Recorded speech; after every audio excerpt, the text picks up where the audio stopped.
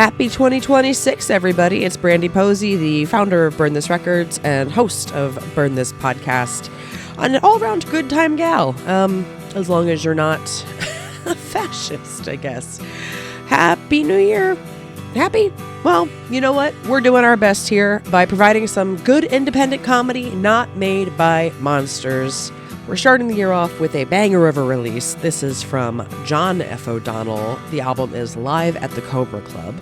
The Cobra Club in Brooklyn is the longest-running independent comedy show. John has been running it for, I think, 13 years, he says, which is a feat for him and also for a venue to have made it that long. I've known John forever. He's super fucking funny, very politically minded. His heart is in the goddamn right place, and he's got some crazy-ass stories on this album that you are going to love. It's available for pre-sale right now. BurnThisRecords.com has all the links and all the fun. It's on iTunes, it's on Bandcamp, it's on Amazon. Buy it. How about as a resolution this year, we start buying and investing in independent artists again? Fuck Spotify. We're done with streaming. Start with this one, huh? New year, new you, new me, new us. On to the show. We don't need no water, let the motherfucker burn. This podcast. The lingering cough is such an annoying thing. Oh God, 100%. And then like post-COVID too, everyone still kind of will look at you and you're like, I'm not bad. I'm not even sick anymore. I'm just have a cough. It's just this. Actually, I had a real like humanity meets digital AI hellscape crossover thing happen the other day where I was going to get my hair cut. I haven't got my hair cut since April. And I was like, new year, let's fucking get some bangs again. Let's go. And the place I like to get my hair cut at, they now have an AI assistant when you call them to make an appointment. Eve. So I talked to Eve and I was like, this is fucking weird. And then I made that. And then the day of I called and I was sick and I was like, hi, I don't feel well, but they have like a 24-hour cancellation. They'll charge you for the whole thing policy. So if you no show basically.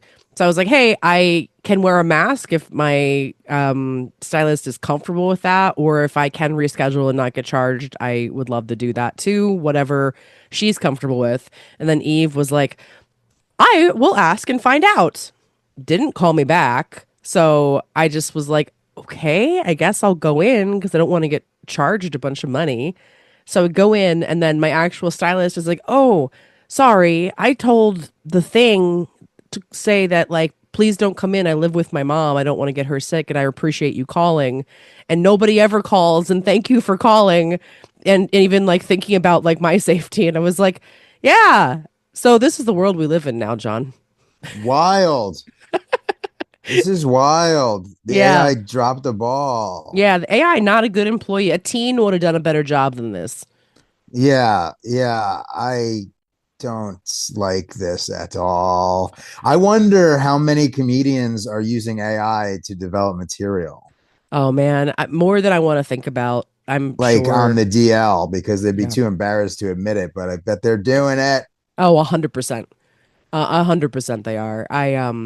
I think especially if you are if you embraced any of these content changes without any sort of real upsettingness happening in your body, you're 100% using AI to generate material. Yeah, that's a good point. People that are just right at home with the kind of marketing aspect of stand-up. Like there's so many people who are better at the marketing of themselves than they are at the actual thing of doing stand-up. Oh, 100%. Yeah.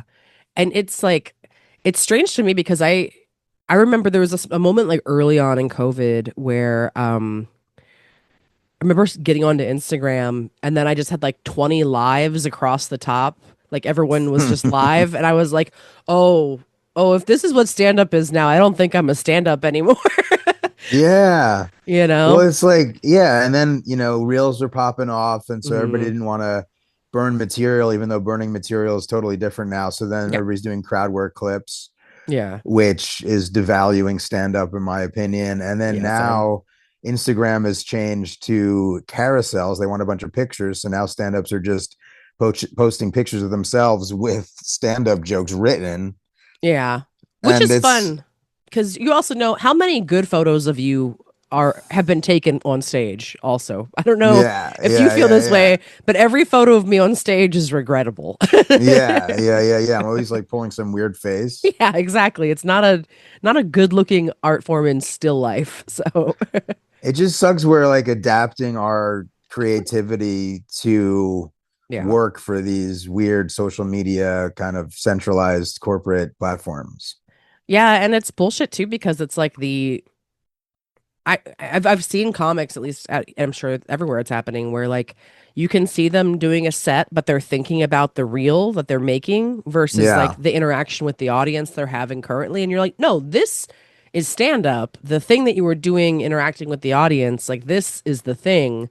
That is a whole entirely different beast because you're not getting the audience reaction. You're just throwing it up to comments that like if somebody didn't like a reel that they saw, if that person was in your audience, you could ignore it. You know, there's a number of things that you would deal with it if it was a live thing in the moment. It's just like it devalues and changes the entire point of what we're doing.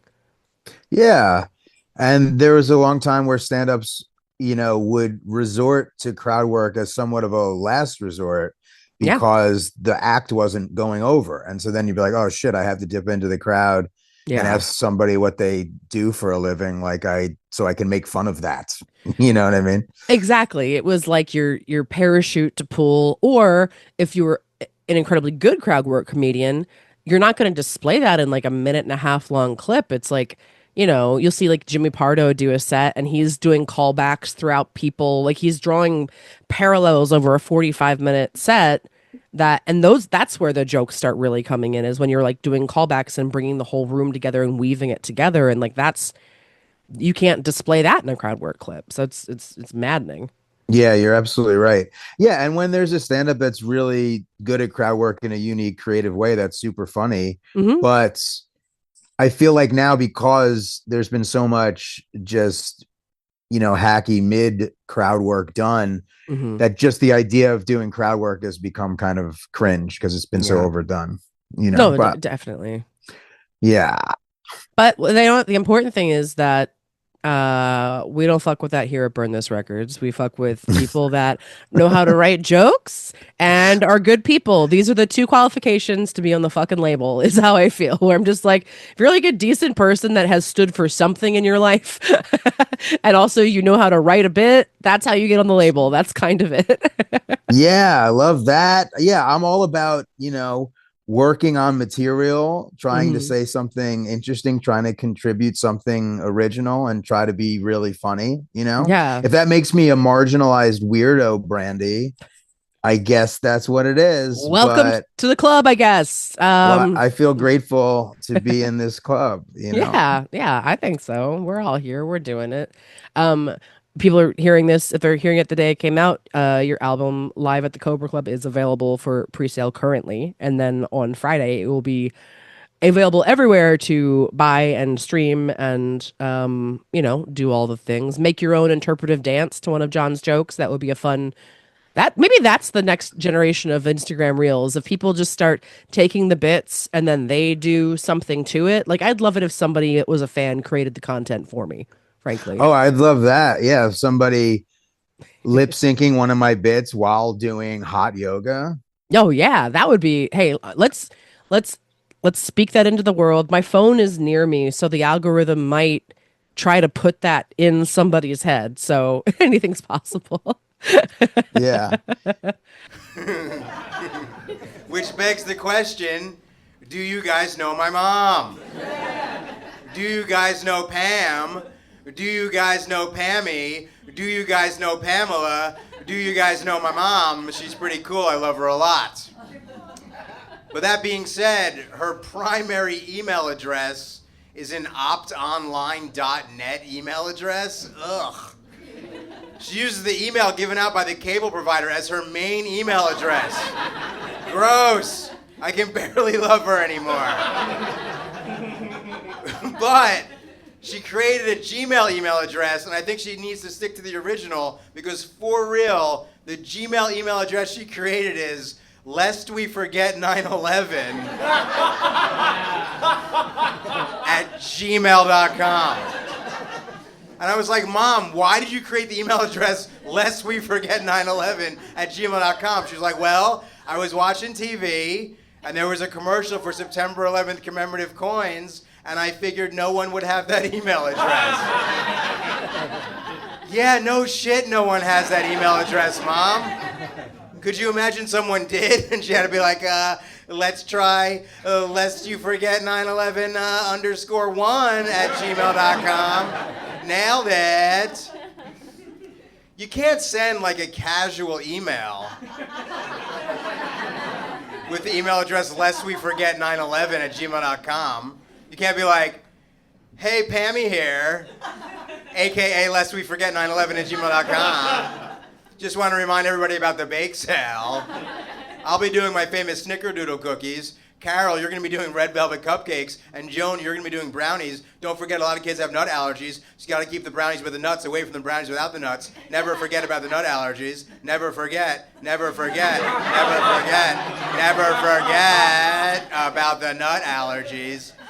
If you have the email address lest we forget 911 @gmail.com, the only person you could email is like Dick Cheney. Because we all know he orchestrated the entire thing. And that's why I've called you all here tonight. Please, immediately after the show, go to www.cobraclubbk.com/jet fuel cannot melt steel beams. And read everything on that webpage. And if you still have any questions afterwards, feel free to email my mom. All right. Yeah, man. I can memorize and remember all my bits, but like it fills up most of my brain. Like I never get anything right on Jeopardy. You know what I mean? Like I don't have anything left, but I do have these bits. That's like my core memories. That's interesting because it feels like I would assume you'd be like a really good Jeopardy guy. It feels like you Google a lot. I know like weird subversive stuff, but I don't know like the mainstream stuff that's going on Jeopardy. Well, yeah, for whatever reason, I don't do well. I don't do well in trivia. Yeah, like I'm not good at trivia at all.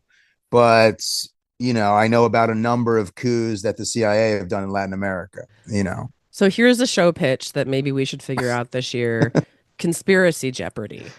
I would thrive. I think that would be, frankly, a dream and would have a pretty big built-in audience immediately. That's so funny. Conspiracy theory Jeopardy. It's all real. Yeah, that's so funny.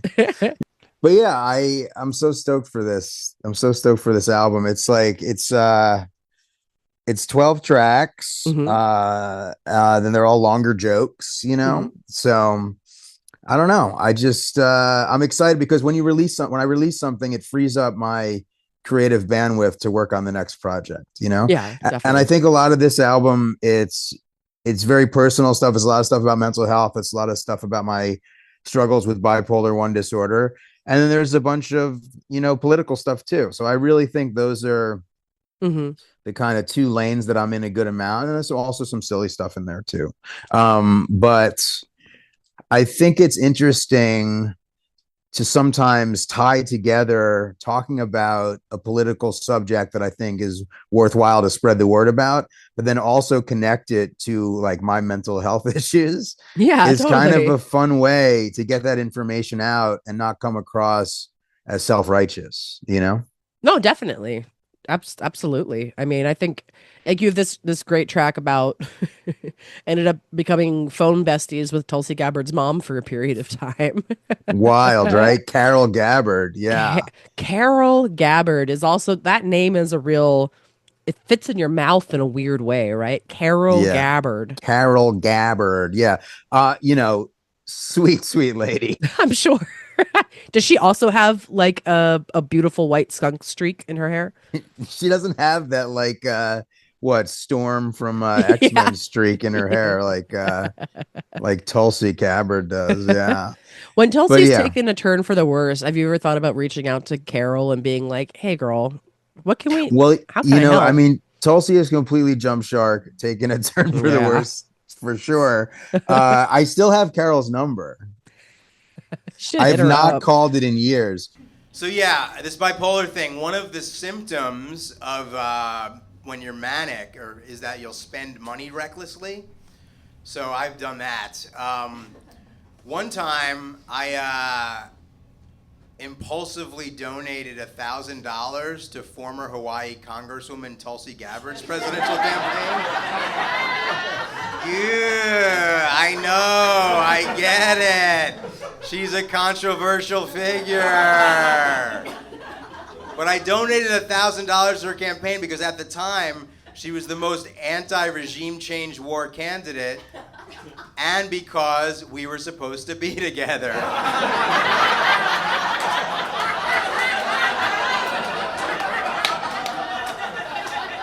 At least that's what I kind of thought at the time. And guess what happens if you donate $1,000 to Tulsi Gabbard's presidential campaign? You get a phone call from her mother. Carol Gabbard called me for real, and because at the time I was such an exuberant Tulsi supporter with such a deep dive knowledge of her political history and presidential campaign, me and Carol talked on the phone for like 40 minutes. For real. I was like, Carol, I can't believe the way the mainstream media is treating Tulsi. She's a veteran, for God's sakes. This is ridiculous.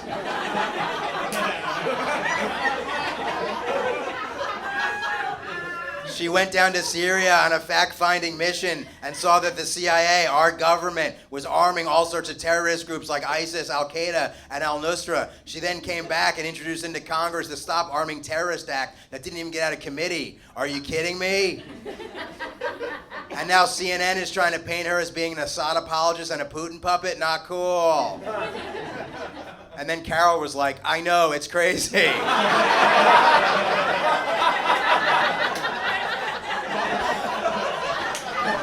My manic ramblings resonated with her 100%. Number one, I guess, how many Congress people's parents are still alive in the first place? I think speaks to the age of our Congress. But number two, like, it is kind of a very homespun, adorable thing to have like your mom call your big donor list. When I got that call from her, I was so manic. I was like, oh, of course. Carol's calling me. You know, I thought I was I thought I was going to work like behind the scenes as like a political operative to help her win the nomination to get, you know, the presidency. It was pretty spun out and wild. But I do have to say, like, with these manic episodes that I've had over the years, there really is a silver lining getting to be a comedian, because after the fact, when I'm back in my right mind and I'm processing it and I'm dealing with all of that, you know, embarrassment and shame and self-loathing and just really in that depressed phase, what has helped me get out of it has been talking about this stuff publicly through comedy and getting people to laugh with me on my terms about it has really had this healing effect for me. And it's had this dual effect of also being helpful to other people who are dealing with a highly stigmatized mental illness. So I think that that really gives me a defined sense of purpose in this life, to use comedy to try to destigmatize mental illness. So I have that, which means a lot to me. I also have an insatiable need for recognition. So there's that. But what's good is I use that insatiable need for recognition in order to use comedy to destigmatize mental health issues. So there's worse things to do with it. It's like I'm using that shadow aspect of myself, hopefully for something positive. No, I mean, absolutely. Yeah, I think so. I think it's, you know, a comedy at its best is helping other people feel like they're not alone in like their thoughts and like the things that they've been through. And I think, you know, I always love it when comics talk about their mental health struggles on stage, because it's like, yeah, more people have been there than we would ever realize, you know, because not everybody that's had a manic bipolar episode like ever wants to really talk about it so much. But it also, to see somebody else, you know, doing well and being out there and being on the other side of it, like not only just to that person, but also to their family, that, you know, because it can be hard on everybody around them to be like, oh, look what this person's been able to do with this. Like it's good. It's great. Yeah, to show that it's not the end of the world. It's not a death sentence, that somebody can get on the other side of it and really be well and, not only, survive, but also thrive and have a great, happy, creative life, Yeah. So I like to do that. Now I've been in recovery for over 5 years, which is a Mhm. big deal for me. Yeah. And yeah, I do a lot of mental health advocacy work. Hmm. In addition to my comedy, I work with this organization, NAMI NYC, the National Alliance on Mental Illness. They have chapters all over the country. I work with the New York City chapter Nice. as an in our own voice presenter. So I Mm. go to psych wards or, outpatient programs, partial hospitalization programs, and I talk to patients and I talk Mhm. to mental health professionals about my story of mental health recovery to try to be helpful. And it's incredibly rewarding for me to get to do that. And I want to get into more advocacy work connected to expanding mental health community courts or Mhm. treatment court expansion. There's something called the Treatment Court Expansion Act that they're trying to get passed in New York State. And it basically allows for more access to a diversion from going to prison. You Mhm. can go into like a mental health treatment court and then get into a facility or something like that. And that's actually something when I was getting arrested a bunch of times in New York, in DC, Mhm. I uh, I was able to get put into mental health community court instead of criminal court. And I went through that process and I graduated from mental health community court. Let's go. Yeah, come on. So I have lived experience with that. So I think I can really contribute something in terms of advocacy. So I'm going to be going to Albany, the capital of New York, and the state capital on January 20th with some people just to kind of just be there to advocate for that. So I'm so excited to just do this. It just I really have this, like I was saying, this defined sense of purpose in life, which I think is good for me emotionally and psychologically. Awesome. Oh, and it's like I really, as I get older, and I wonder if you feel this way too. I also feel like I'm really, I love my stand-up career. I love doing it, but also I really have learned to appreciate more the tools that I've gotten through that have that and their application in so many other parts of my life. Like to be able to advocate and not be afraid of speaking in public, or like, you've been producing a show for 12 years. It's like that's production work that like is applicable to throwing events of like any kind and things like that. Like it really, I've really have come to appreciate, oh, it's more than just like this, me and the notebook on stage. It's like there's so many things that I can do that I've honed a skill for that have other applications if I choose to do them. Yeah, totally. I am crushing these NAMI presentations, Brandy. You Oh, know I what I mean? I bet you are. People are like, "Where has he been this whole time? Holy shit!" Yeah, it's such a great organization. It's Yeah. all driven by people with lived experience with a mental health issue who are in recovery and are Hmm. actively helping their communities, and they provide free mental health services and free mental health groups Hmm. and all sorts of things to the community. I think they're really picking up a lot of the slack that's going on for how Yeah. unfortunately there is this mental illness epidemic in our country, and the healthcare system is really not up to the task. So I think it's all hands on deck to help each other out Yeah. however we can as just a broader community.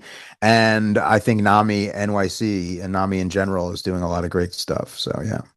I almost feel bad for individual therapists a little bit right now because I think they're the things that are so many of the problems that we have are so much bigger than like we all have our own individual problems, but then there are such large forces at play that you're like, okay, yeah, we talked about that in therapy. There's not a thing I can do to tell you to help with end stage capitalism and how it's affecting Sure. your mental health. But getting in group with people and just, which, I mean, it's so funny. It's like the first thing that people tell you when like organizing or trying to like figure out what to do is like to go meet your neighbors and go have real conversations and like actually know people around you. And any spaces that are actually like, creating that, I think are should definitely be applauded for sure. So yeah, it's true. I do have bipolar disorder. It's a mood disorder. where I'll have these manic highs where my thinking gets really delusional and crazy, followed by these depressive lows that are really painful and challenging. I'll have to kind of claw my way out of it and figure out how to move forward with my life, right?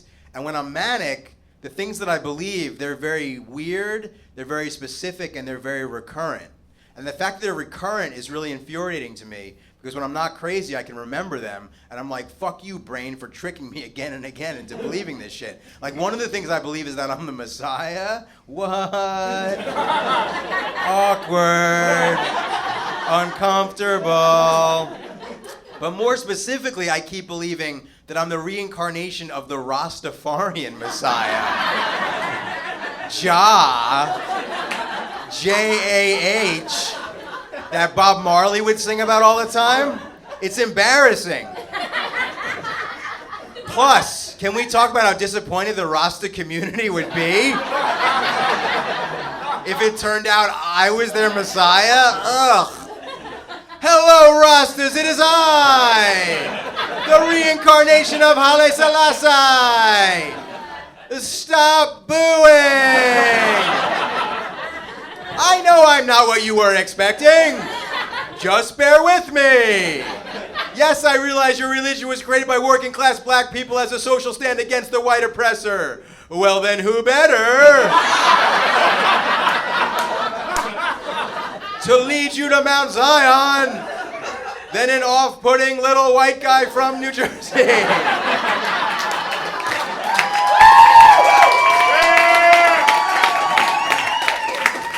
It's the perfect twist ending. Stop booing! What's that? Why don't I have dreadlocks? Because not even the Messiah can make dreadlocks not look ridiculous on white people. Subscribe to my podcast.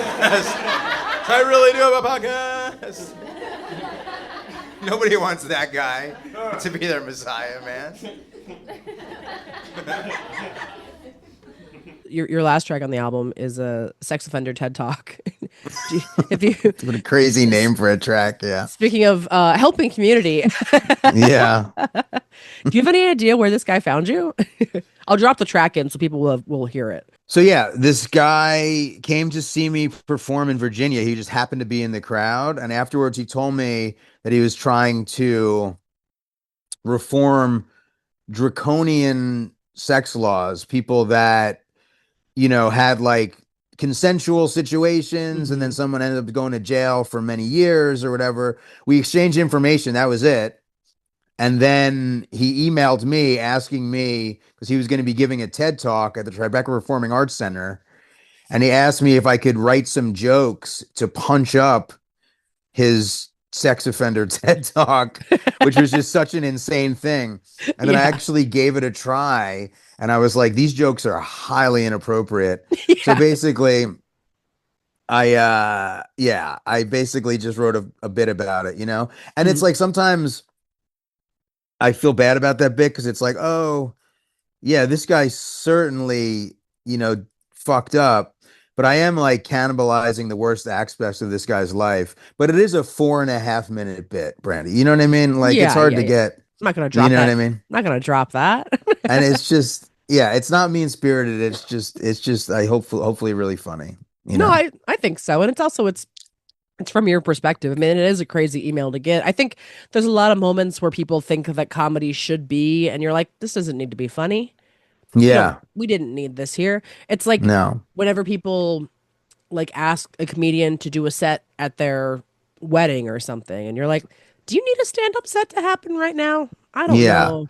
You know, we can punch up some speeches, that's one thing, but to like, what, you want me to roast you? What the hell is this? Yeah, no, it was an absurd request. And I had to make a little bit about it, you know? Yeah. No, definitely. But the aspect of it that we do talk about, and you're going to put the bit in, but like the civil commitment laws on the books in a bunch of states are really messed up, you know, because it is the sort of thing where someone will, you know, fulfill their sentence or pay their debt to society, but they can, like, you know, still be determined that they're not worthy to get out and then they can be kept in prison indefinitely. It happens. And it's so I'm glad that I at least spread the word about the existence of that in that bit as well. Yeah, I mean, I think that is like an important thing to know. I mean, we have such a carceral mindseted culture that is there is reform is not the thing on any of that's mine. It's just straight punishment, put you away forever, and it's like, no, but there needs to be, room for amends, and putting the idea should be hopefully to get everybody back out into society as a functioning member. Yeah, it should be about rehabilitation. It shouldn't be so punitive and draconian. Yeah. It's awful, and that's why this treatment court expansion act that I'm interested in advocating for in order to expand mental health community courts and access to diversion programs. I think it's such a no-brainer once you sort of turn the corner and realize that putting these people in prison is not helping anybody. And if you even want to look at it from just like a cost-saving measure, it'll save so much money. It's so expensive to incarcerate somebody, and we have such a massive prison population. It's really a shameful thing on our nation, Yeah. No, one of several black marks for sure. Yeah. I mean, besides that, we're doing great. You know what I mean? Let me vibe you guys real quick, see what you're into. You guys into TED Talks? Yeah. Ish, yeah, some no. Okay, some people know, a little passe, whatever. Are you guys into sex offenders? Yeah. A couple people, weird. Most people, not so much.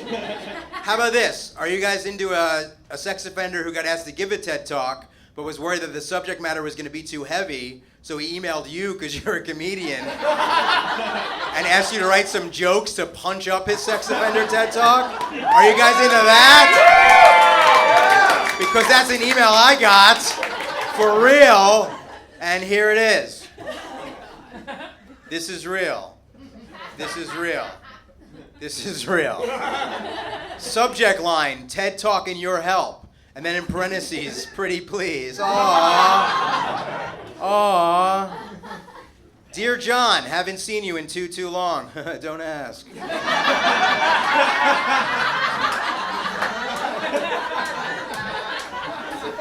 I need your help! 3 exclamation points. I'm doing a TED Talk at the Tribeca Performing Arts Center, and I'd really, really like to have some points of levity in my otherwise harrowing talk about indefinite detention, fucked up sex laws, and my years in solitary confinement. I can't think of anyone better to ask for help than you. What? Why, dude? This is a really big ask. Millions of people might see this talk, and it could transform the way people think about these issues. Plus, we should hang out sometime. No, dude, no. All right, here's this guy's story. When he was a freshman in college, he hooked up with a boy who was a freshman in high school. The police found out about it. He ended up going to jail for 9 years. He spent 4.5 years in solitary confinement, and upon being released, he almost got civilly committed. Civil commitment laws are on the books in 30 states and at the federal level, and what it means is when you're about to be released from prison, if you're deemed unworthy to rejoin society, you can be kept in a treatment facility that is essentially a prison for the rest of your life. And this almost happened to this guy. So these jokes are just going to write themselves. Actually, no, they're not. Because I tried to write a bunch of jokes to punch up this guy's sex offender TED Talk. And then I told him immediately not to use any of them because it would be highly inappropriate. By the way, this guy named his TED Talk, "Are We All Sex Offenders?" question mark. No, dude. No, we're not. But right now for you guys, I'm going to read an excerpt from his talk with my joke included. And I think you guys will see when my joke kicks in. This is real. This is real. When I was 19, I fell in love with a boy who was sweet and smart and quirky. He would read me his poetry and talk to me late into the night about anything and everything. We told each other our secrets and he made me laugh. He was my best friend. One night we stayed up late talking quietly together after our friends had fallen asleep in the room around us. It was my last night back home on break before returning to college for the spring semester. He kissed me for the first time and asked to have oral sex. He was a freshman in high school. We never thought that night would lead to a prison cell, or that the next decade of my life would be spent mired in a criminal justice system designed to crush my humanity. Worst blowjob ever. Could you imagine if he said that? Worst blowjob ever! Could you imagine? Not a note, but you plugged your podcast several times in your tracks, but you don't name your podcast. Oh, yeah, that's a good point. Well, my podcast is do called it here. Episodic. I do it with Andrea Allen, and it's a mental health comedy podcast. We talk a lot about bipolar disorder because she has bipolar 2, I have bipolar 1, so we compare and contrast. And it's been really fun, you know. What's the top line differences between the two? I don't really actually know. Sure. Well, bipolar 1 disorder, which they would refer to as classic bipolar, which I always thought was a funny way to put it. Classic, yeah. Man. But bipolar 1 is categorized by having full manic episodes with that can involve psychosis, and also having depressed episodes. Bipolar 2 is more depressed episodes with hypomania, which is kind of mania light, where it's not fully delusional, and can still be very disruptive, of course. Both are very challenging. In psychiatric circles, they used to say that bipolar 1 was more severe, but because of how difficult the depressions can be in bipolar 2, they've stopped saying that. But most people with bipolar 1 still are like, yeah, ours is tougher. Yeah, exactly. There's like a weird perverse badge of honor of having bipolar 1 disorder. It's kind of weird. Yeah, it's like we're the class. You don't fuck with original Coca-Cola. Come on. Exactly. I think bipolar 2 people are just jelly, you know? Yeah, exactly. Exactly. But yeah, that sort of categorizes the main differences. And then there's something called cyclothymia, which is informally referred to as bipolar 3, and that's more rapid cycling of moods, but less extreme on both ends. Gotcha. Still very disruptive and not easy to deal with, you know? Yeah. Yeah. Yeah. Don't need that one on the podcast, though. Fuck them. Yeah, fuck them. That's the Crystal Pepsi of bipolar. But also, I do want to say, you know, like, I've been talking publicly about my struggles with bipolar disorder since 2010, Brandie. Let's go. Way before it became cool. You know? I definitely. Yeah. It's so funny now, like everybody's talking about mental health and I'm like slightly embittered about that, which is so funny, being like, I'm the only mentally ill comedian. It's only me. That's my thing. You guys need to stop talking about it. I'm the mentally ill comedian. It's like exploiting my mental illness for like personal profit trademark. You know what I mean? Yeah, exactly. Like, hey, bipolar 1 established 20. Yeah, I'm the bipolar number 1. Yeah, exactly. I'm number 1 bipolar number 1.